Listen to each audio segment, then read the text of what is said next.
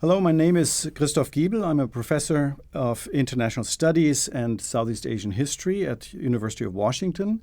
The subject matter of this interview with a special guest is the war in Vietnam. And my own role in this was that I was a medic in the aftermath of war.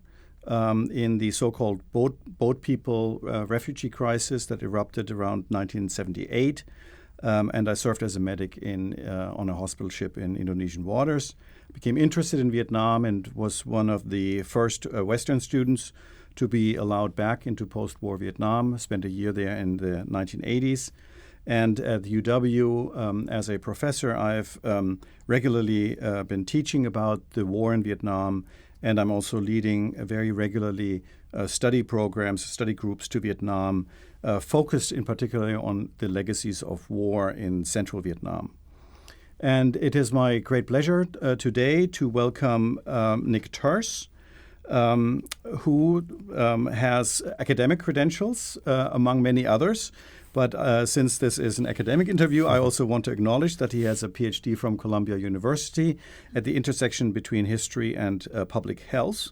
More broadly speaking, Nick Turse is quite well known and famous. He is published both as a scholar and as a journalist on the militarization of U.S. society, the reach and secrecy of the U.S. national security state, the U.S. empire, here with a focus in his last decade of work on AFRICOM and the largely hidden U.S. military footprint in Africa. And for our purposes today, also and most importantly, he is the author of Kill Anything That Moves, The Real American War in Vietnam, a critically acclaimed but also controversially seen book published in 2013 that looked at U.S. systematic violence and war crimes in Vietnam. So welcome, Nick. Thanks so much for having me. Yeah. So I wanted to start at the beginning. Historians like that. And I want to begin by saying that your book caused a great stir, positively and negatively. It was very much embraced, but also rejected by segments of the U.S. veteran population. It was praised and critiqued by scholars. Its real impact is undeniable, and yet its genesis was somewhat by happenstance. And it is based on a store of internal Pentagon war crimes investigative files that you kind of happened upon, declassified at that point, and now, as I understand, reclassified. Could you give us a bit of a background picture, how you happened upon this subject matter? Sure. Thank you for that generous introduction. Thank you for having me. You know, I began this project back when I was a graduate student at Columbia University. I was working on a project on post-traumatic stress disorder among U.S. Vietnam veterans. And basically, my boss in the Department of Epidemiology used to send me down to the National Archives on a regular basis to try and find hard evidence, data that we can link up to these self-reports that we had. Mm-hmm. We had an extremely large collection, a congressionally mandated study of veterans' self-reports of the war. Mm-hmm. So we wanted to make sure that veterans were in the places they said they were, at the times they said they were, doing the things that they said they were.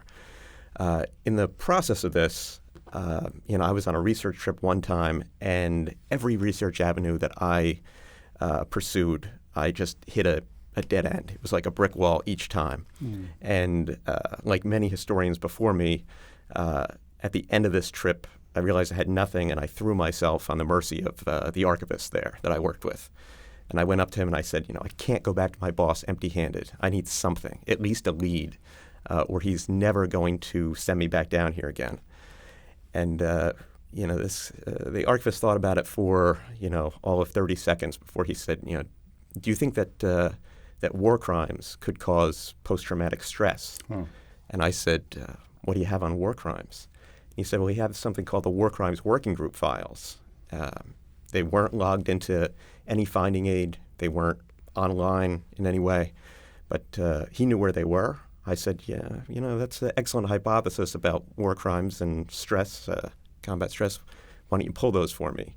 He did, and within an hour, I was leafing through about, I don't know, maybe it was 20, 30 boxes of the Army's own investigations of massacres, murder, rape, torture, assault, mutilation, horrendous crimes that were reported by active duty GIs and recently returned veterans.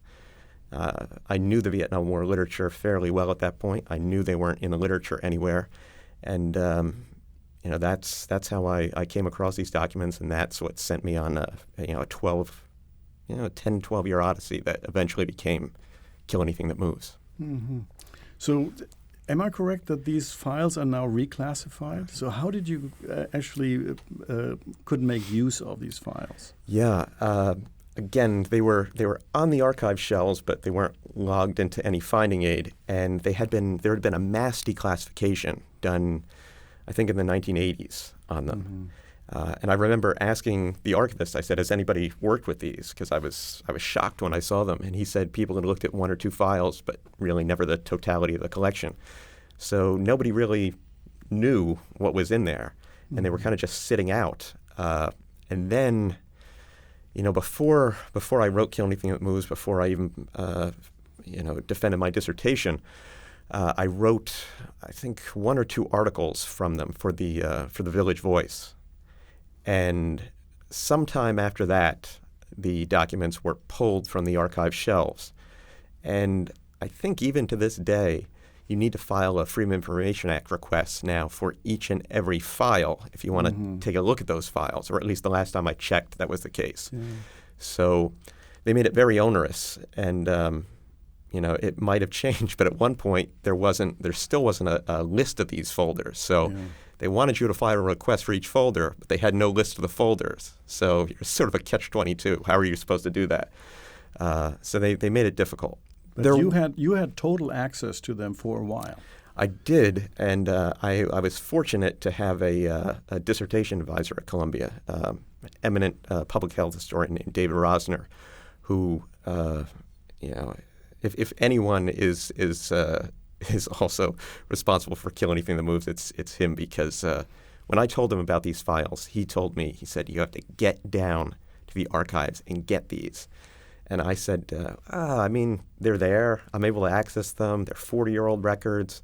What's going to happen? He said, they're going to disappear. You go down there and get the files, copy them. And I was a grad student at the time. I said, there's 20, 30,000 pages. I don't have money for this. I'm going to have to put in grant proposals, and then I'll wait 6 months. And he said, you're not listening.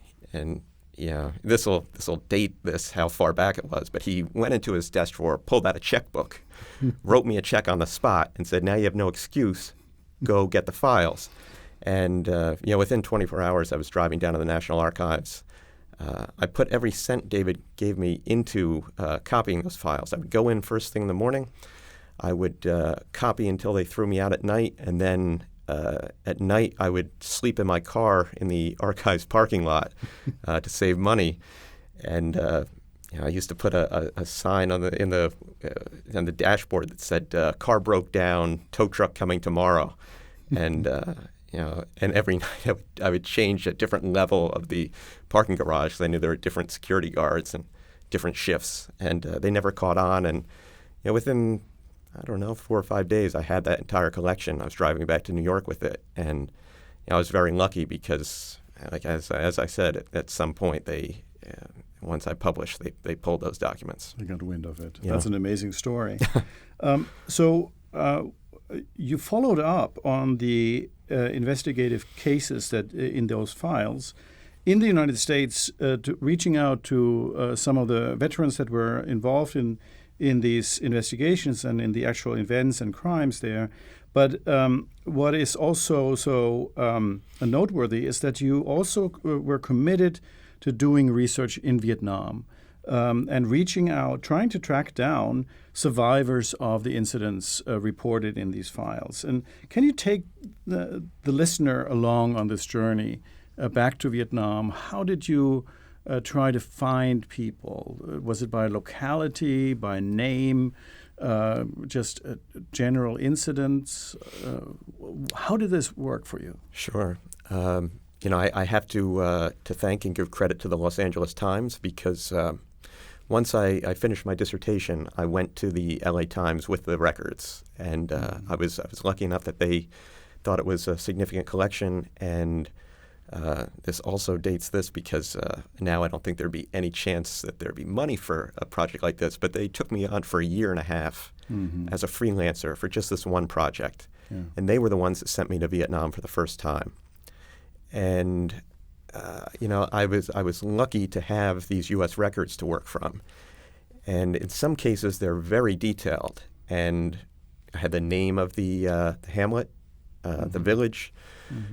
I knew very precise locations. Other times it was a little more scattershot. But one thing about the Vietnamese people, as we both know, they're very tied to their land. So if there were people that survived, they were going back to the land. So in these cases, if there were survivors, they had gone back. And a lot of times the village names had changed over time, but there was still records there, and it's possible to figure that out. And the U.S. records, often they had very precise dates as well. And of course, the Vietnamese were using the lunar calendar, but you can do the conversions and you can come up with that. So a lot of times I had very exact details to go back to. Sometimes, I'm maybe only about 10%, but there were a significant number of records. They even had done investigations where they interviewed Vietnamese witnesses or survivors of these crimes. So sometimes I had actual names of people, so we could actually try and find the person in that hamlet.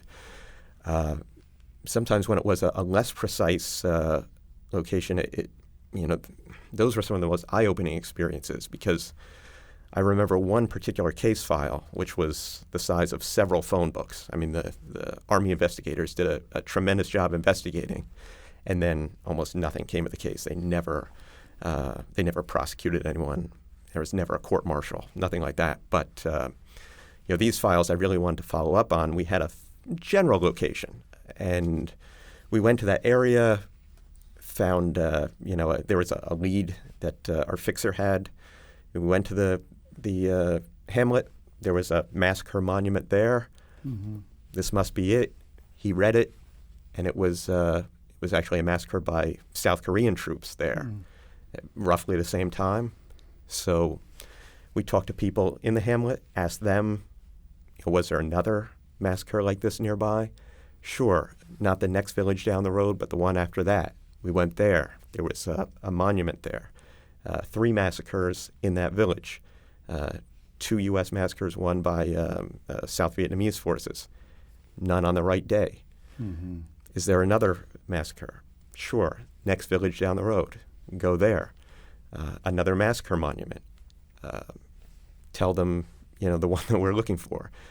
They knew that it wasn't Army troops that committed the massacre, and that's what we were looking for, but Marine troops, because they knew where their base was in An Hoa and how they'd come to the village. And, it was experiences like that, trying to track down one particular massacre, that really opened my eyes to exactly how pervasive this was. And it was something, even though I wrote a 1,200-page dissertation, which my committee was not happy about, that my eyes weren't open to exactly how pervasive and how systemic the violence was until I got to Vietnam, until I started trying to track down, one particular massacre. I thought it'd be like finding a needle in a haystack, and instead it was like having a haystack-size pail of needles.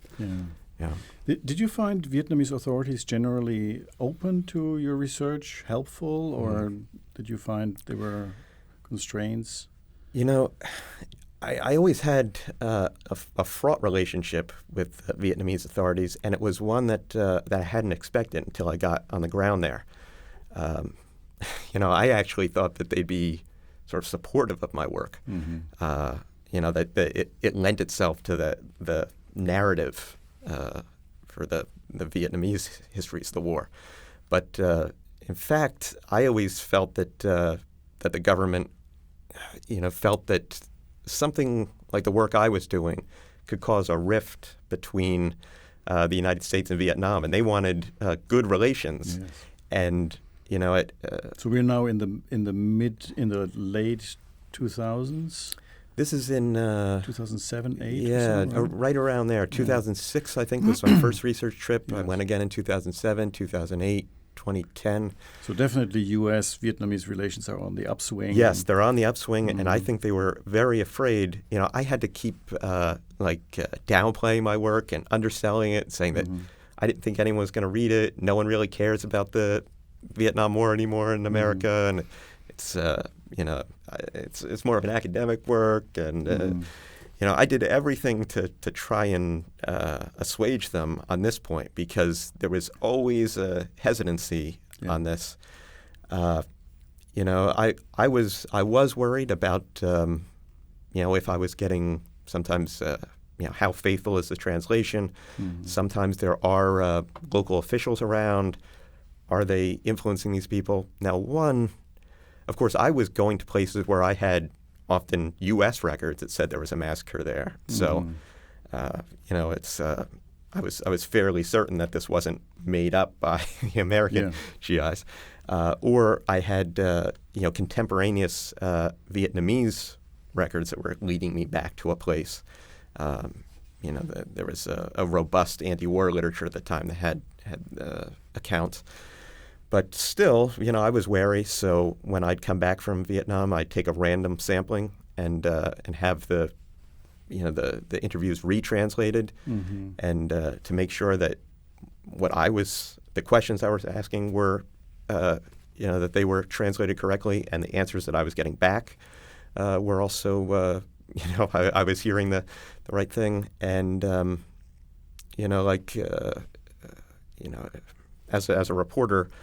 I realized that I have to, speak to as many people as possible. I mean, this is how I do this work. So it's a matter of doing, just one interview after another. And, I was always trying to be meticulous about picking apart the details of this. And it's a fine line that I was always trying to walk, because you're leading people through really traumatic experiences. And when you keep asking people to explain a traumatic event in 10 different ways and picking at anything that you think could be an inconsistency, I mean, it's a fraught circumstance. It was something that I was cognizant of at the time.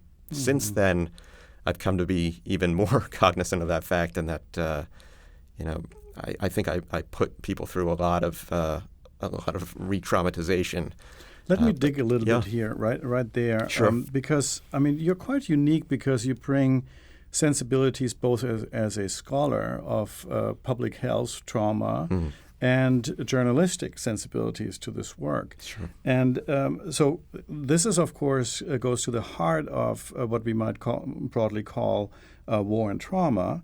And so tell me how you try to manage these encounters with potentially deeply traumatized people still hurting, perhaps even still grieving from wartime violence. How do you approach people that have gone through these terrible events? Yeah, I mean, at least I hope that I'm actually much better at it now. At the time, I was just beginning as a reporter. I don't think I was as skilled at noticing, the signs of trauma that people do exhibit. And today, I would hope that I'd be again much more cognizant of that, and that I wouldn't hammer away at these questions as much as I did. I think I was so worried about making sure that the reporting was airtight, that this was at the expense of people that were indeed still grieving and were still traumatized by these events. But I tried to give people a lot of time and space in these, a lot of times these research trips, some were weeks long, but sometimes they were months long, where I'd try and spend as much time as possible and let people tell the story at their own pace, in their own ways, and talk as long as they wanted to. And that was something that I found, I actually found that shocking, that people actually, one, they were interested in talking, and two, they would stay with me through all these questions for a long period of time. And I came to realize at the end of these, it's sort of like a torture test I'd put people through, but they would always thank me at the end. And I used to ask, my translator if this was just pro forma and that they were just hospitable about this. But what he explained to me was that people were telling him that they were grateful for this chance to speak about it. And as I came to understand it, was that people hadn't had an outlet to speak about this. I mean, in sort of the official narratives of the war in Vietnam, it's sort of the mirror image of the U.S. side of the story. In the U.S. histories, generally, there are no Vietnamese civilians mentioned, where we have My Lai, and that's it. Yeah. In the Vietnamese histories of the war, it's one heroic struggle, and everyone's part of the war effort, and the civilians are absent in their own way there.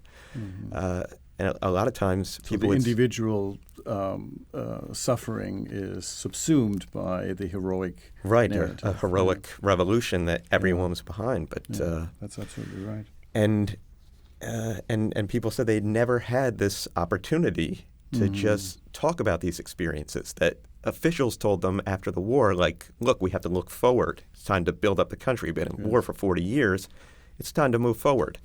And of course, there's the mourning for and veneration of ancestors, but the people themselves, I mean, they had suffered through the war, but they never had the opportunity to tell these stories. It was also an experience that there would be children that would always crowd around these interviews, all the children from the hamlet. And I'd often say to my translator, like, should we try and get them out of here? I mean, it's horrendous things that we're hearing about. And he would say, like, there's no way to get rid of them. And they were listening because they had never heard these stories. Yes. And it was something that my translator, who was also born after the war, he's younger than me, he said his parents were from the Mekong Delta. And he said, I knew it was bad, but I never knew it was like this. My parents never talked about the war. And at school, when we learned about the war, this was never in the curriculum. So this seems really a global commonality, right? A silent generation of victims and traumatized people. Very much so. And not only individual trauma, but really community trauma as well. Yeah. I think that there wasn't this outlet or opportunity for people to speak on the war. And it provided at least some people, I think, with finally a means of getting these stories out. They've lived with it for so long, but never had the opportunity to speak about it. And and PTSD, as far as I understand, is not helped by an environment that does not want to speak about these individual pains. It larger narrative of heroism or we meant well. Or something like that is not conducive to to bringing these traumatic memories out. Can I ask you a personal question, or more personal question, and that is how does this this constant engagement with and exposure to unspeakable events of wartime violence, how did you personally deal with it and your collaborators? At the LA Times or your interpreters, and did it affect you over time? Yeah, I may forget to mention the interpreter towards the end of this, so please bring me back to that. It bears mention. But I had the strange experience that the most traumatic part for me, and again, I mean, my whatever vicarious trauma that I experience is nothing compared to the Vietnamese that I spent all this time with and what they experienced. But I found the toughest part was actually before I ever went to Vietnam, when I was strictly working from those U.S. records, writing my dissertation. Mm-hmm. And I came to understand that it was because in those records, the Vietnamese were mostly nameless, faceless victims, and mostly they were all dead. Mm-hmm. And I feel like psychologically that was the toughest part of this for me was dealing with it at that point.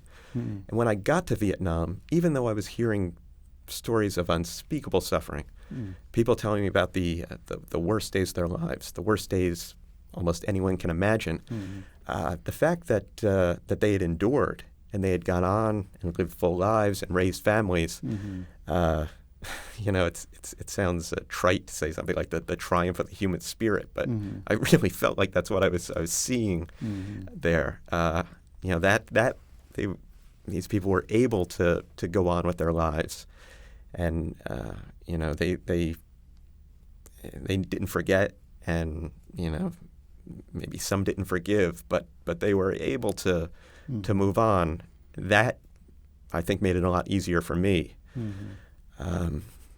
So that's really interesting that you kind of drew a bit of strength from their own resilience. Definitely. I mean, the amount of resilience too was just it was inspiring, and the fact that people would tell me these stories was humbling. I'd come back from a day of interviewing where you'd hear someone tell a story of how their home had been burned down 4 or 5 or 6 times. They lost relatives in the war. They'd been injured. And I often wondered how anyone could survive that, how you could keep going on. But people were just so strong and so resilient. It was inspiring, and it really drove me forward at any time where I felt that that my rigor or whatever was flagging. Yeah. Nick, and you wanted me to cycle back to your interpreter. Yeah, I had a fantastic interpreter for most of these trips. Layman Tuan was his name, and he was actually a country boy from the Delta, and he had an excellent rapport with a lot of people that we were interviewing because he had a similar background. He wasn't a city boy from Hanoi, which you do encounter sometimes among translators there. But I realized he was having a difficult time through this, and I would ask him, and he would he'd put on a brave face about it. But the last time that I worked with him, maybe it was 2008 or so, like after we were done, we went out for a big meal at the end of the trip, and he pulled me aside and he said, the next time you come to Vietnam, he said, you let me know, and we're going to go out to dinner, we're going to hang out, we're going to have a great time, but I'm never doing this work again. He said, don't ask me to do it. I won't do it again. He said, about halfway through this trip, and it was like a 2 or 3 month trip. He said, I really couldn't deal with it anymore, and I was calling my friends, and they said, you've done all you can, you've gone above and beyond, you should just quit. But he said he felt a obligation to me to see it through. If I was willing to do it, then he was willing to do it. But he just said, never again. And I always considered it a failing of mine that I didn't recognize how traumatic it was for him. I fear that I pushed too hard sometimes in that. But he was very courageous in this, and I really owed him a great debt. But I only learned after exactly how traumatic it was, and looking back on it now, I realize that I really did put him through a lot, and I would never do that again. I probably would never have a trip that long and have a translator or fixer go that long on a story like that. Yeah. In my class on the war in Vietnam, I recommend your book, and I actually assign portions of it for my students to read. And in fact, I also have quickly learned that I need to kind of send a warning along with the portions that I require for reading. so that my students are prepared for the kind of what I would call a brutal reading. I always say it. Please be aware it will ruin your day. Yeah. It's interesting to hear from you how it affected you and your interpreter. If we have a moment, I had I had an experience of sort of seeing the book through the reader's eyes about a year ago. I had a lecture to give on it at Harvard, and I didn't think I could remember enough from the book to talk to grad students on it. So on the train trip up, I decided to try and read it, or as much as I could of it. And I'm not sure how far into the book I got, but one, as I was reading it, it felt like someone else had written it. And two, I said, how could anyone have allowed this book to be written as it was? Like, I found it just too traumatizing. I physically threw the book down on the seat next to me and said, like, how could anybody read this? So I can certainly understand that, and I think that warning the reader about it is it's fair. I was so worried at the time I was writing the book that I was leaving out too much of the story, or that I complained to my editors that they were hollowing it out because they kept telling me, you need to pare this back. Readers will not be able to take one massacre after another, after another, after another. And I said, that's the only way I can get this across, is to pummel the reader with atrocities. But if I were to write the book again, I would scale it back. I think in many ways, because I found it to be a traumatic read. But it's part of the real impact that your book has had on an American audience, and why it is also in part controversial, because some people, in fact, embraced that it was so unrelenting. They felt that there was a deeper truth that had to come out, and that an American readership had to confront. And then others were complaining, critiquing that it was, in fact, so traumatizing and might have, perhaps taken away from the bigger picture that it relates to.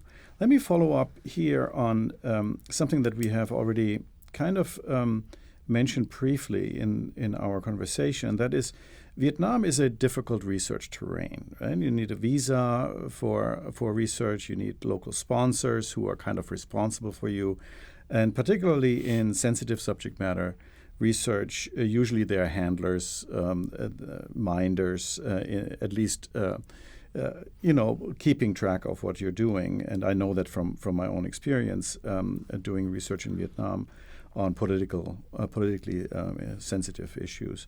So research in Vietnam is always somewhat mediated, and critics of your book have asserted that Kill Anything That Moves did not sufficiently account for that kind of mediated research environment and didn't really acknowledge it. And how do you respond to that? I mean, I always went over on a journalist visa. I operated just as any journalists do in Vietnam. Generally you don't see in stories written from Vietnam, caveats of that sort. Basically I tried to just take countermeasures, like I mentioned, that I had translations and retranslations. I was going off of U.S. documents most of the time, and I just try to do so many interviews that I'm hopeful that the truth shakes out in there. I never felt that there was really heavy-handed interference. Sometimes I worried about local officials who were there, but the thing was, I don't know what your experience is like, but after I'd spend about an hour there or so, these local officials would become extremely bored with it. They got the gist of what I was reporting on. They did not want to hear these stories anymore. Most of the time, the local officials then could be found in hammocks, sleeping the rest of the afternoon, because, I would spend hours and hours doing this. And, by the second or third day, these guys wouldn't even show up anymore. We just outlasted them. And then there was no one. We just had carte blanche most of the time. So, that's generally how the reporting went. But I just didn't feel that there was this real interference, other than, the fact that it often was. I felt difficult to get those visas when they knew what I wanted to report on, because there was such a fear that this would upset relations with the United States. Mm-hmm. So I definitely don't think that people were encouraged really to tell these stories at the provincial level or national level or anything. That, if anything, there was sort of a force against that. Right. So rather than doing something to channel your interviewees into reinforcing the kind of war crime narrative, there was more a worry that they would go in that direction. Yeah, I think that was the real worry. That's really interesting. Yeah, so it wasn't what I expected, I have to say, but that's how it turned out, and it's Yeah. Let me engage you on a larger issue that I encounter as an educator when I teach about the war in Vietnam. Here we're dealing with the intersection of war and trauma, but also in the particular environment of the Vietnamese War, with lots and lots of voiceless victims. Mm-hmm. And in fact, I would posit that Southerners in the countryside were the most affected by the war in the 1960s and into the 1970s, but also the least heard and the least understood. They were on the receiving end of U.S. war tactics, but also on the revolutionary side and with the Army of the Republic, and oftentimes flushed out of their hamlets and home regions into refugee camps, slums on the outskirts of bigger cities.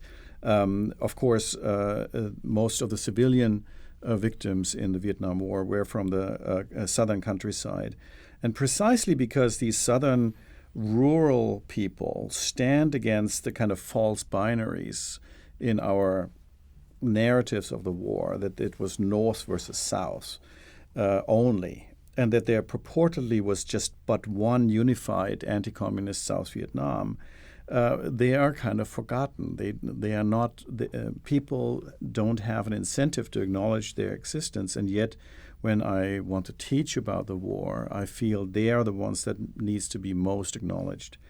But so, how can we, in these circumstances of, on the one hand, somewhat restricted research access in Vietnam, and also on the other hand, self-serving Western narratives, how can we, in the words of a post-colonial theorist, Gayatri Spivak, how can we let the subaltern speak? Yeah, a very good question. I don't know that I have a good sort of global answer for that. But what I tried to do, I realized that that's where the war was fought, was in those hamlets, yes, in these places that were the most contested ground. The places where I spent the most time were also the places where, the U.S. military took the heaviest casualties. These were the places that, American forces called hardcore VC areas. Mm-hmm. That's where the war was fought at the granular level, and I realized that this is where I need to go if I want to hear the stories of what the war was really like. And while you're asking that question, it brought me back to the last question where you're talking about interference. Mm-hmm. It reminded me of there was one type of interference that I really had to overcome. Mm-hmm. I realized when you're saying that I just had forgotten about it. But when I would first show up and there would be local officials, often they would push guerrillas, male guerrillas, mm-hmm, to me, that I should interview them because they could tell me about the war. But what I had realized very quickly was that these were the last people that I wanted to talk to for my purposes. Mm-hmm. Now, they certainly had stories to tell, and I was grateful to speak with them when I did, but I knew that it was actually older women that I needed to speak to, mm-hmm, or people that were children at the time, young boys and young girls. That these people really experienced the wars because local guerrillas generally had to run for it when the American troops came, fire a few shots and then run, because they could not, they couldn't stand up to a U.S. Infantry unit on the ground, Marines or the Army. But it was the women who were there when the Marines rolled into the village. They were the ones who felt the impact of the war. They were the ones that had to run in the bomb shelter under their home and hope that a grenade wasn't rolled in there, or make the calculation as to when to run out of there. I think it takes that kind of understanding. You have to know, who has those stories, often I would interview where there'd be an older couple, and the gentleman would try to sort of take charge of that, and I would have to get my translator to sort of redirect and what does she say, and where was she at the time? And often those were the most poignant stories and the most powerful, and the stories that emphasize what the real suffering of this war is, because so part of the violence is a gendered violence, but part of your encounter is therefore also a gendered encounter. And how did you deal with that? I mean, to try to approach very traumatic subject matter like rape. When you're male, your interpreter is male, your counter is an older lady that survived this kind of event. It was difficult, and a lot of times it was, my interpreter often had a very difficult time with this. It's a very difficult ask to try and have him ask someone his grandmother or great grandmother's age about sexual violence. Absolutely. A lot of times, I really wouldn't ask any direct question along those lines. That it was more it was mentioned organically, and sort of just a little bit at a time, where you'd have, be a phrase, something that would be leading towards that, and you just kind of circle back to it in often, I think, a very circuitous way. I've tried to get back to that, and if it came out organically, if the woman wanted to talk about it, then sure, and then ask questions. There were some women that were, fairly forthright about it and came out and even spoke in front of their husbands about it, and there were others where it was only, sort of a shadow in the background, and never knew for sure. And it was something that I never really wanted to try and that was for me, especially at that time, wasn't anything that I felt prepared to really question in an in-depth way. So if it came up, then sure, I'd bring it up. The first time that I went to Vietnam with the LA Times, I was there with a woman who was the head of the Washington Investigative Bureau there, Deborah Nelson, and having a woman reporting with me was invaluable. She was able to, often, after an interview where we thought there might be sexual violence involved, then I would sort of wander off and fade off, and then it was much easier, I think, for women to speak with her about it, even mediated through a male translator, that it was still woman to woman. And some women said that specifically, that we're both women, I can tell you this. Yes. Yeah. I can think of several war documentaries, Peter Davis, Barbara Sonneborn, where they try to approach the subject matter, and it makes for rather awkward moments on camera. Yeah. When these very personal, deeply personal subjects are approached. Let me ask you one last question, and that is, critics of Kill Anything That Moves have also said that it was a kind of one-sided portrayal of wartime violence, and undoubtedly violence was perpetrated by all sides. The revolutionary or communist forces were equally, since they are guerrilla forces and they have to protect their units in different ways, were also involved in targeted violence in the countryside. And the victims of that particular violence perpetrated by communist forces do not find the proper environment to have their suffering acknowledged. Sure. And their voices heard in contemporary Vietnam, which only celebrates the great victory of 1975 and with a very kind of triumphalist Communist Party narrative. Is that a fair criticism of your book, or are there other books waiting to be written about the full complexity of violence in the countryside? I think definitely the latter. I mean, I think there's definitely a place for this book. It just wasn't the book that I was writing. I very much wanted to focus, as an American, on the American war there and what that meant to people.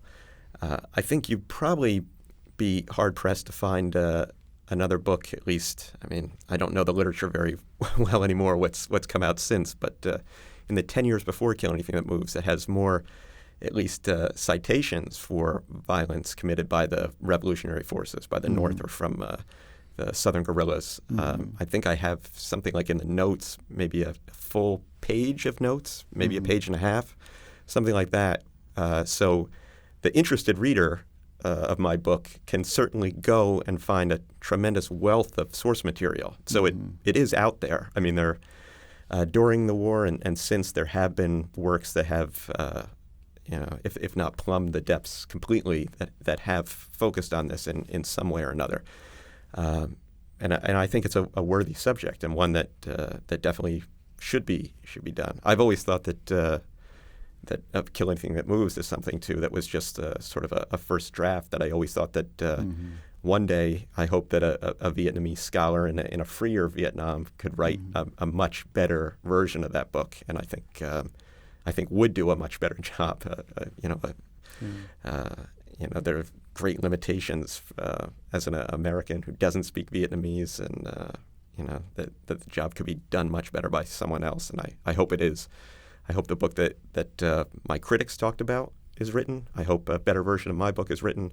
And I mean, this is something that I feel for not just the Vietnam War, but all wars. I've always felt that the stories of civilian suffering are ones that are given short shrift and definitely need to be addressed in a much more robust way. Yeah, and I always felt in the complexity of the war in Vietnam was precisely because it was several wars at the same time. It was a Cold War, a proxy war for the Cold War. It was a kind of imperialist interventionist war, but at the same time it was also genuinely a civil war among contending Vietnamese nationalist visions, very brutally fought on all three levels. And that makes for the difficulty of having these various voices heard equitably and equally.